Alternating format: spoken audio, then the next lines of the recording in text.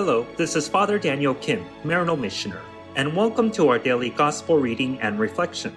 Today's Gospel reading is according to St. Luke, chapter 7, verses 11 to 17. Jesus journeyed to a city called Nain, and his disciples and a large crowd accompanied him. As he drew near to the gate of the city, a man who had died was being carried out, the only son of his mother, and she was a widow. A large crowd from the city was with her. When the Lord saw her, he was moved with pity for her and said to her, "Do not weep." He stepped forward and touched the coffin. At this the bearers halted, and he said, "Young man, I tell you, arise." The dead man sat up and began to speak, and Jesus gave him to his mother.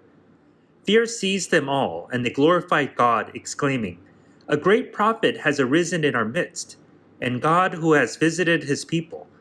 This report about him spread through the whole of Judea and in all the surrounding region. The Gospel of the Lord. Praise to you, Lord Jesus Christ. Today we hear from the evangelist Luke a profound moment of Jesus' compassion and power. In the town of Nain, he encounters a grieving widow who has lost her only son.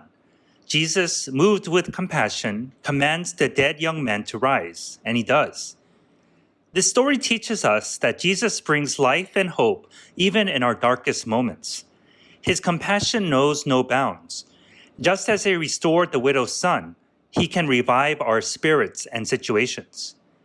And it is also pertinent to note that through Jesus' passion, as well as his mother's own passion of directly witnessing the agony and death of her only son, God is one who suffers with us and is closest to us during our own moments of agony and pain.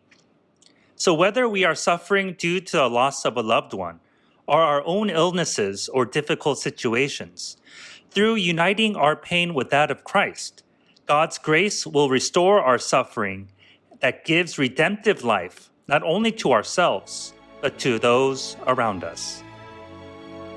Thank you for listening to today's Gospel reading and reflection. Please be sure to tune in again tomorrow. Have a blessed and wonderful day.